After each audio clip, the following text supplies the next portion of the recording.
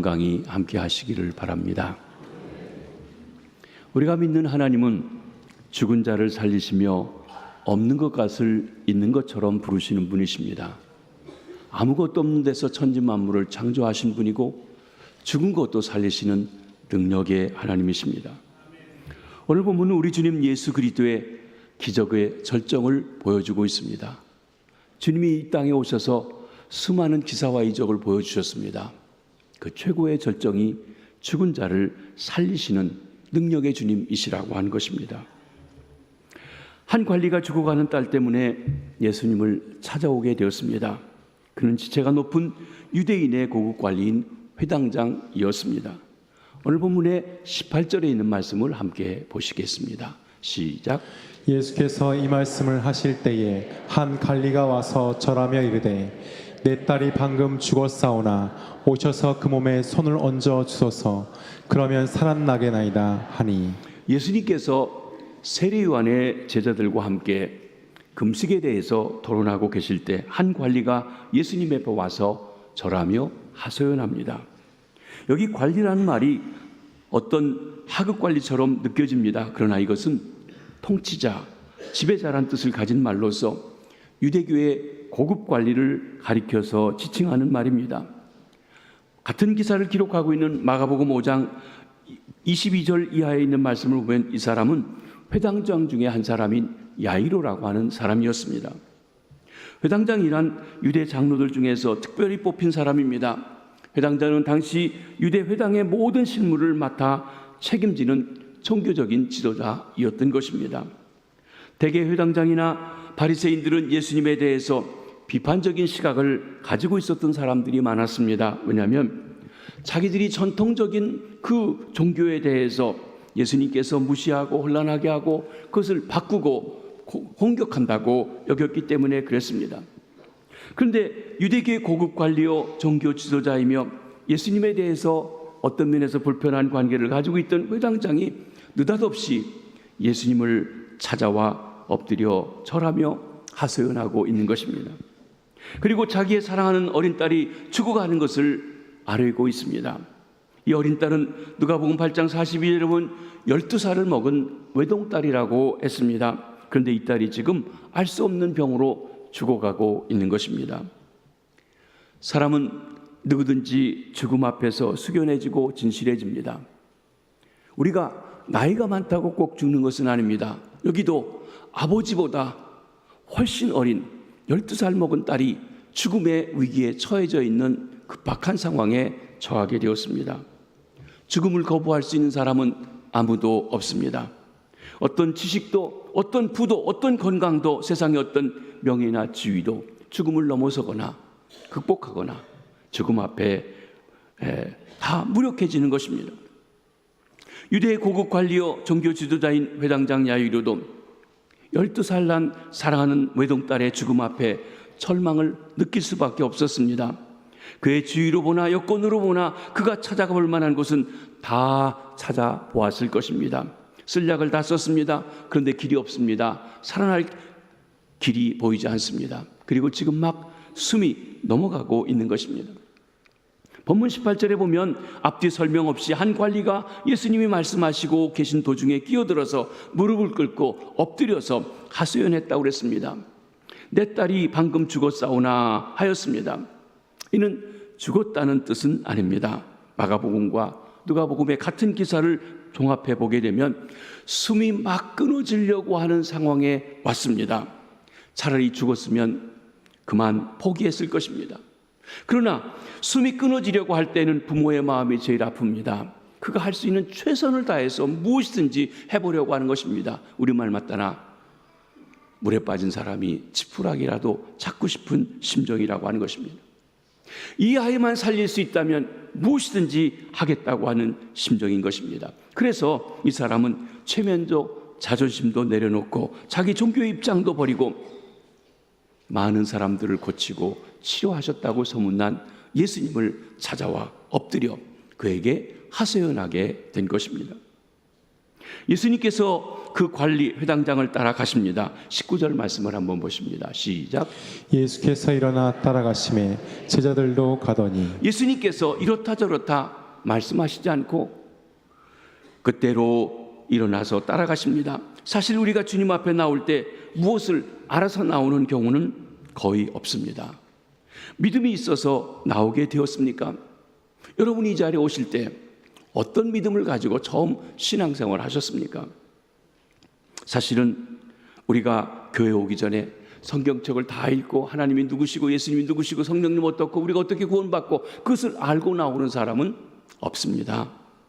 교회에 오게 된 동기를 보면 우리에게 원하지 않는 일이 생겨서 때로는 사업에 실패하고 때로는 결혼에 실패하고 때로는 자식들이 삐뚤어진 일 가게 되고 때로는 감당할 수 없는 어떤 질병 때문에 내가 하고 싶은 일들이 좌절되어서 세상에 버림받고 이제는 갈 곳 없어서 예수님 앞에 나오는 사람들이 많이 있는 것을 봅니다. 한마디로 야이로와 같은 심정으로 왔다는 것입니다. 그러나 감사한 것은 우리가 어떤 일로 왔든지 간에 우리 주님께서는 그를 받아주시고 영접하시고 함께 해주시는 줄 믿습니다. 그렇습니다. 우리 주님은 우리의 과거를 묻지 아니하십니다.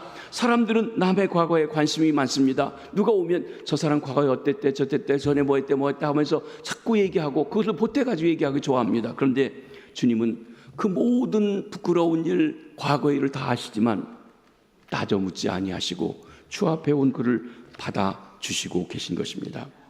우리의 지위도 묻지 아니하십니다. 우리가 어떤 위치에서 있는지도 물어보시지 않습니다. 우리가 어쩌면 교회를 이용하려고 이용해서 돈 벌려고 왔다 해도 주님께서는 눈 감아 주시고 그를 맞이해 주십니다. 어쩌면 우리는 세상에서 버림받은 사람일지도 모릅니다. 그러나 주님은 그것을 보시지 않습니다. 주님은 우리의 마음, 우리의 중심을 보고 계십니다. 관리가 예수님께 온 동기 아이 때문이었습니다. 예수님 때문이 아니었습니다. 아마 그 아이가 죽어가는 그 절망적인 상황이 아니었다면 이 회당장은 결코 예수님 앞에 오지 않았을 것입니다. 그러나 그가 예수님께 와서 엎드려 절하면서 만약 당신이 오셔서 우리 아이의 몸에 손을 안수해 주시면 그가 낫겠나이다 하는 소망을 가지고 오게 되었습니다. 예수님께서는 그 말을 그대로 받으시고 그가 어떤 입장이었는지 어떤 태도였는지에 대한 것을 묻지 아니하시고 일어나 회당장 야이로의 뒤를 따라가시고 계십니다. 이분이 저와 여러분의 구주이신 예수 그리스도이십니다. 예수님은 우리의 간절한 심령을 원하고 계십니다. 주여 나를 받아주소서, 나를 인도하여 주소서. 내가 이렇게 실패했습니다. 내가 이렇게 절망 속에 있습니다. 모든 것이 내 힘으로 되는 것 같지만 내 힘으로 되는 게 없습니다. 주님, 내가 주 앞에 왔습니다. 내 문제를 해결해 주시옵소서. 그때 주님은 우리에게 왜 왔냐고 따져 묻지 아니하시고 받아주십니다. 과거에 왜 그랬냐고 따지지 아니하시고 받아주시는 것입니다. 내 아들아, 내 딸아. 그리고 조용히 일어나서 그가 청하는 그 집을 향하여서 따라가십니다. 그분이 우리 주님 예수 그리스도이십니다. 여러분이 어떤 문제 있든지 그 주님을 찾아 만나시고 찾아가 여러분의 사정을 하소연하시고 주님이 함께 하셔서 해결받으시게 되기를 바랍니다. 관리의 집으로 따라가는 길에 한 여자가 나타났습니다. 12해 동안 혈루증에 걸려서 고통당하던 한 여자입니다. 20절을 한번 같이 보십니다. 시작.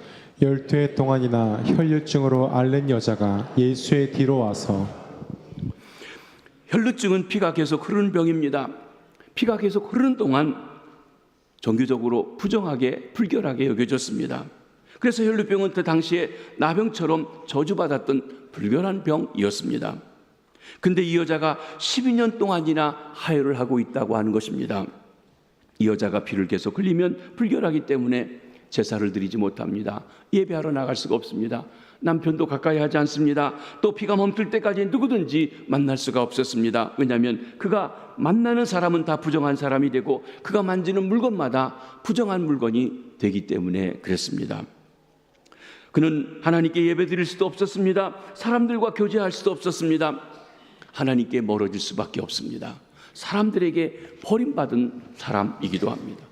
이 얼마나 비참하고 저주스러운 상황인지요. 마가복음 5장 25절 26절은 이 여자에 대해서 좀 더 자세하게 설명해 주신 말씀이 있습니다. 한번 같이 보시도록 하겠습니다. 시작. 12해를 혈류증으로 알아온 한 여자가 있어 많은 의사에게 많은 괴로움을 받았고 가진 것도 다 합의하였을 때 아무 효험이 없고 도리어 더 중하여졌던 자에 12해 동안 이 여자는 이 의사 저 의사 용하다는 의사 잘 고친다는 사람 안 찾아본 사람이 없다는 것이에요. 그때마다 돈을 가지고 가야 돼서 재산도 다 잃어버리게 되었습니다.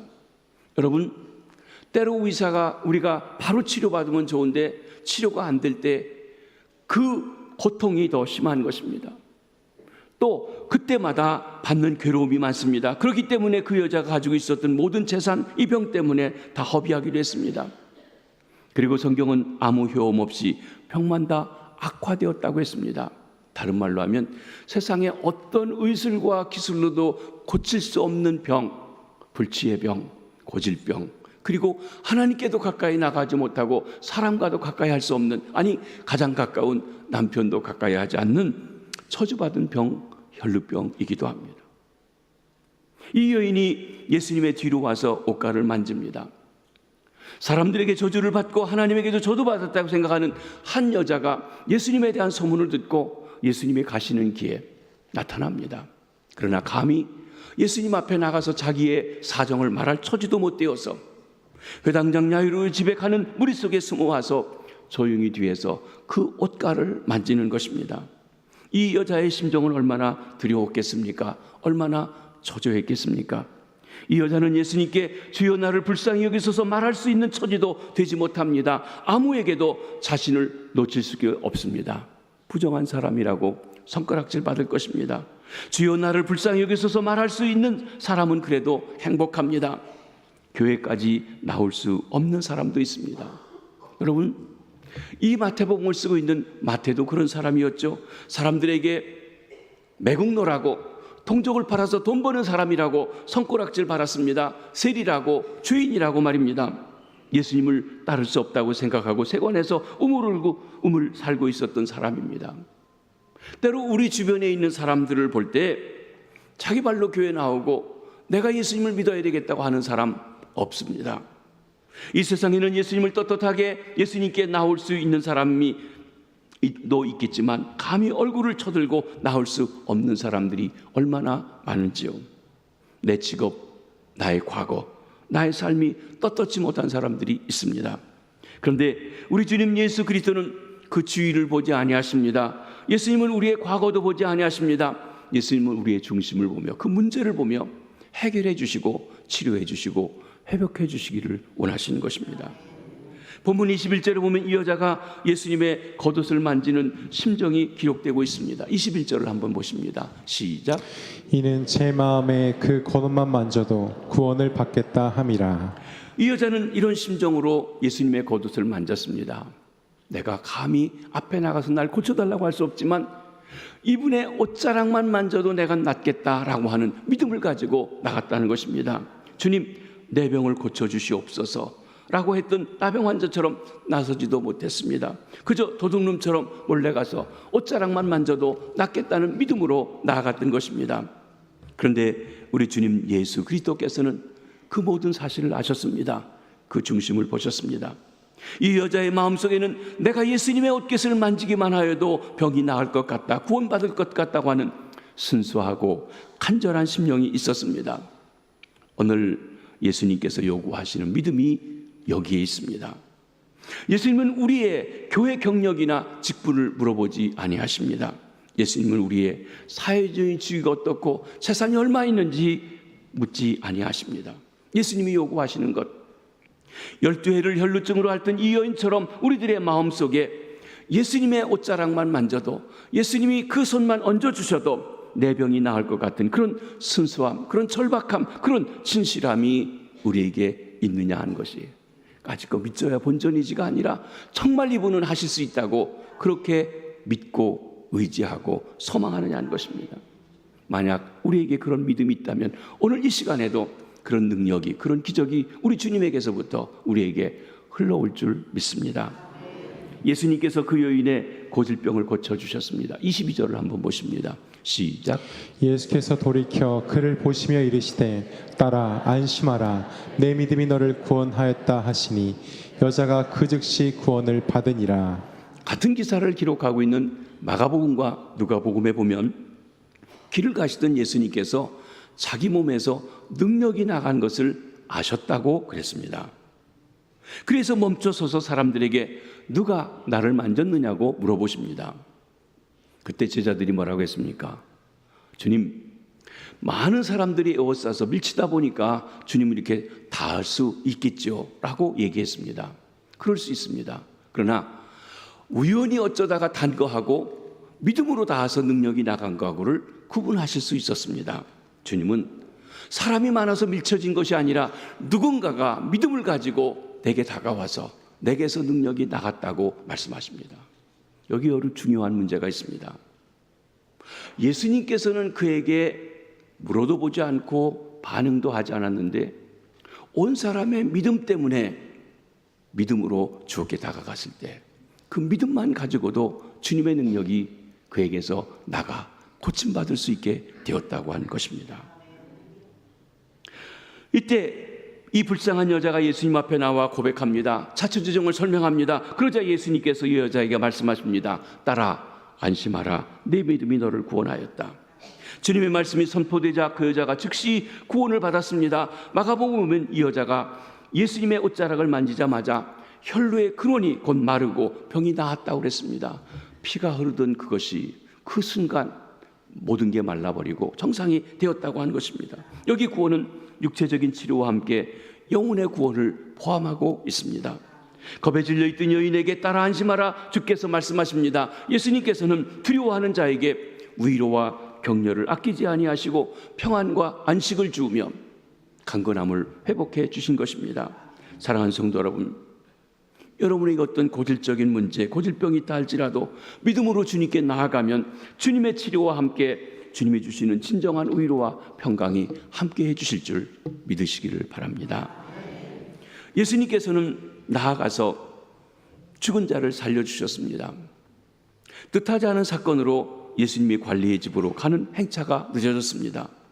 관리의 집에 가보니 아이가 죽어 있었던 것입니다. 23절을 한번 보십니다. 시작. 예수께서 그 관리의 집에 가사 피리 부는 자들과 떠드는 무리를 보시고. 이 관리 회당장이 예수님께 찾아올 때는 어린아이가 죽어가고 있는 상황이었습니다. 그런데 예수님이 그를 따라오시는 길에 이 여자가 끼어들면서 사건이 길어지고 어린아이가 죽고 만 것입니다. 아마 이 회당장 마음에 상당히 상심됐을 거예요. 저 여자가 왜 속된 말로 하면 재수없이 끼어들어가지고 우리 애가 죽기 전에 주님이 오셔야 되는데 죽은 다음에 오게 됐는가라고 했을지도 모릅니다. 그 집에 피 부는 자들과 떠드는 자들이 있었습니다. 당시 유대인의 전통에 따르면 사람이 죽었을 때 세 가지 의식을 합니다. 하나는 슬픔을 표시하기 위해서 옷을 찢는 일입니다. 성경에 종종 옷을 찢는다는 표현이 나옵니다. 두 번째는 통곡을 합니다. 그 당시에 대신 울어주는 사람 돈을 주고 샀습니다. 한국에도 옛날에 누가 죽으면 아이고 아이고 하고 울었습니다. 심지어 돈 많은 집에서는 울어주는 사람을 대신했습니다.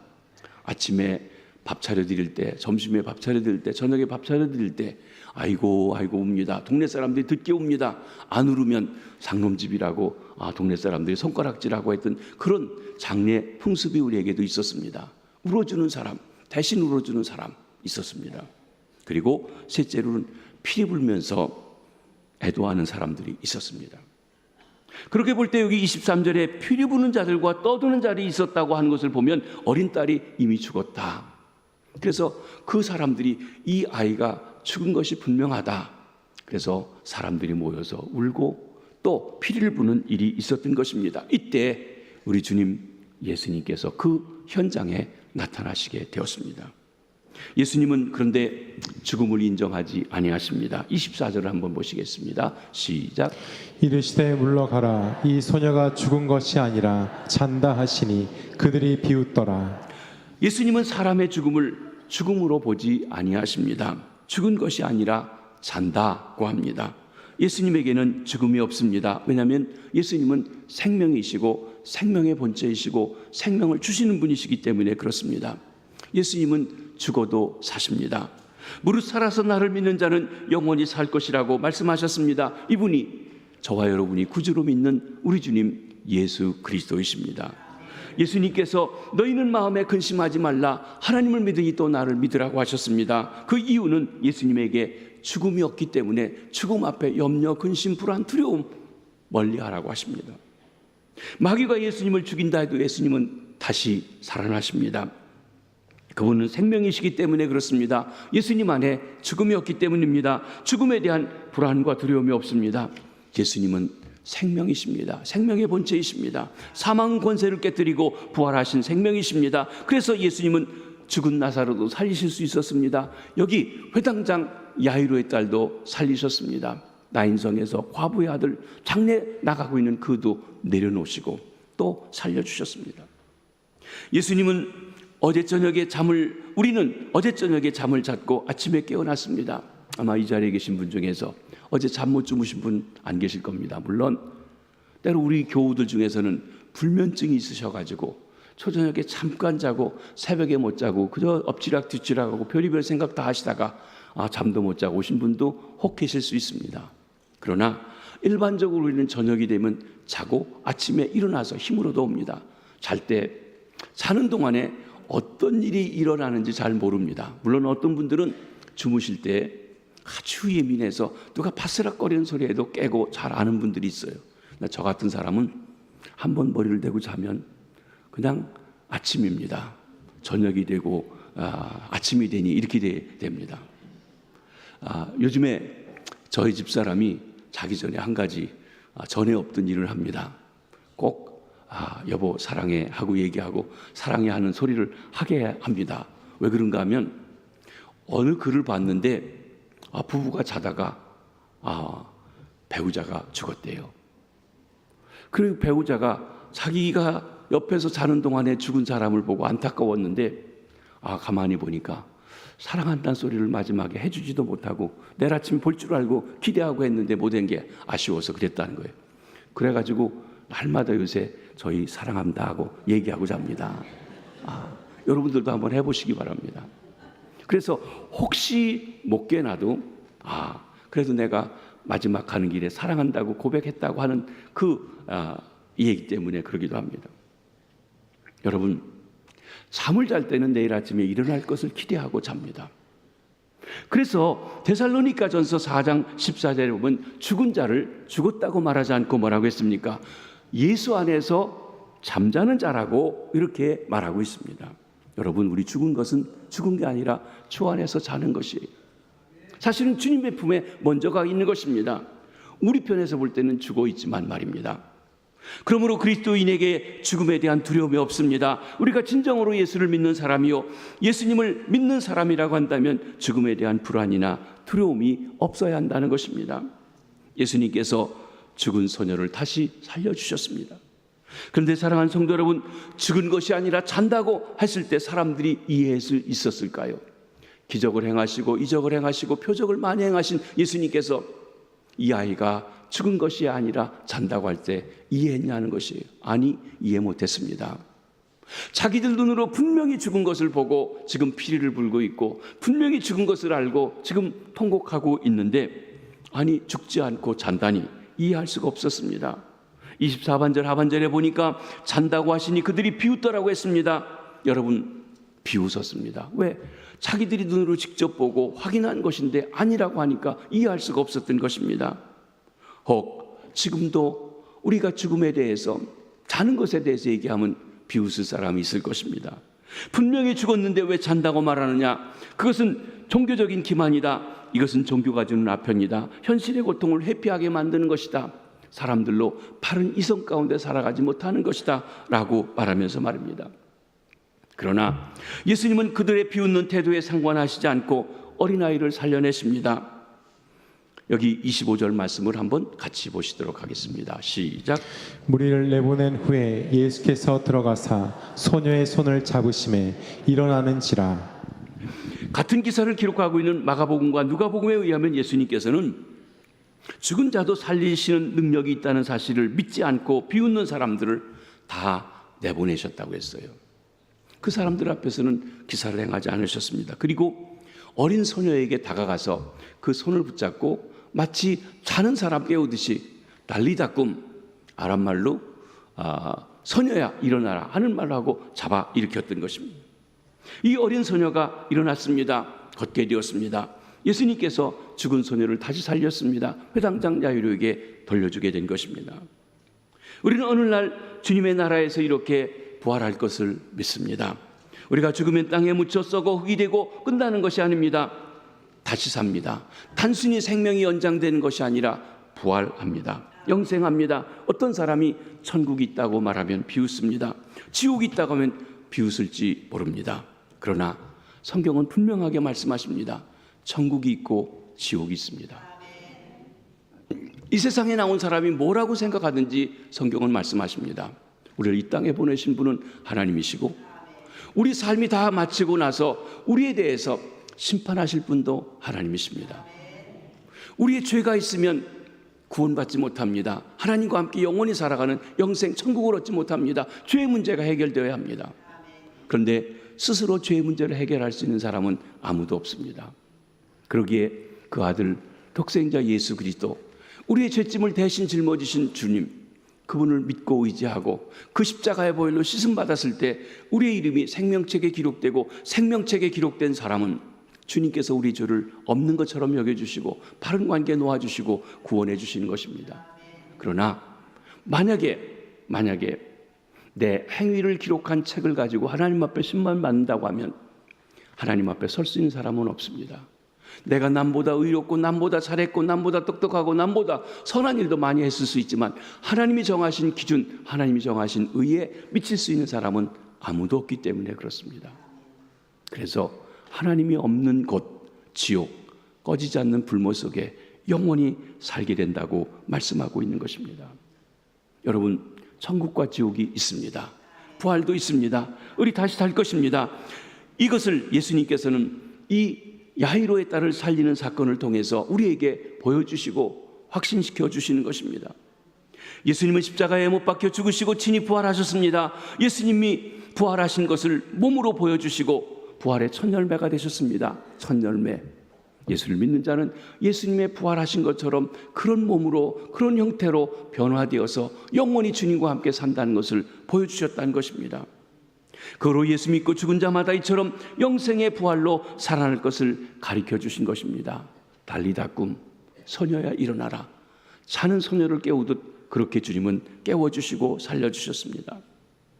예수님은 인간의 육체와 고질병을 고치십니다. 자연을 정복하십니다. 죽음까지도 정복하셨습니다. 이것이 저와 여러분이 믿고 몸담고 있는 기독교의 본질입니다. 이것이 우리가 믿는 신앙입니다. 모든 사람이 죽음 앞에 허무하게 무너집니다. 인류 역사상 수많은 명호들이 있었지만 죽음을 야단치고 정복할 수 있는 사람이 누가 있었습니까? 한때는 세계를 쩌렁쩌렁하게 하고 모든 사람이 그 앞에 벌벌 떨며 무릎 꿇게 했을지 모르지만 죽음을 이긴 사람은 아무도 없습니다. 오직 한 분, 우리 주님 예수 그리스도만이 죽음을 이기셨습니다. 그분을 믿고 있는 저와 여러분, 우리도 죽음을 이기고 영원히 주님과 함께 살게 될 줄로 믿습니다. 죄의 싹은 사망이요 하나님의 은사는 예수 그리스도 우리 주 안에 있는 영생이니라. 내가 죄를 지은 것 때문에 죽어야 마땅합니다. 그런데 하나님이 그리스도 안에서 우리에게 주신 은혜, 대속의 은혜를 받아들이는 에게는 영생, 영원히 하나님과 함께하는 삶을 주시겠다고 하신 것입니다. 그러기에 예수를 구주로 믿는 그리스도인은 더 이상 죽음에 대한 불안과 두려움이 없습니다. 죽음에 대한 갈등도 없습니다. 우리는 처연하게 죽음을 현실로 받아들여야 합니다. 왜냐하면 죽음이 끝이 아니라 천국문을 여는 시작이며 주님과 함께 영원히 사는 것이기 때문입니다. 그래서 사도 바울은 내가 할 수 있으면 죽어서 주님과 함께 있기를 원한다. 그러나 주님이 살려주시면 너희를 위해서 사역하겠다고 말씀하셨던 것을 봅니다. 우리 주님 예수 그리스도는 죽음도 정복하셨습니다. 예수님은 죽은 자도 살리시는 권세를 가지신 분이십니다. 그 주님 예수 그리스도를 우리의 구주로 우리의 왕으로 믿고 죄사함 받고 영생을 누리시길 바랍니다. 이 모든 축복이 저와 여러분 오늘 함께 예배하신 모든 분들에게 같이 하시기를 주의 이름으로 축원합니다. 기도하겠습니다.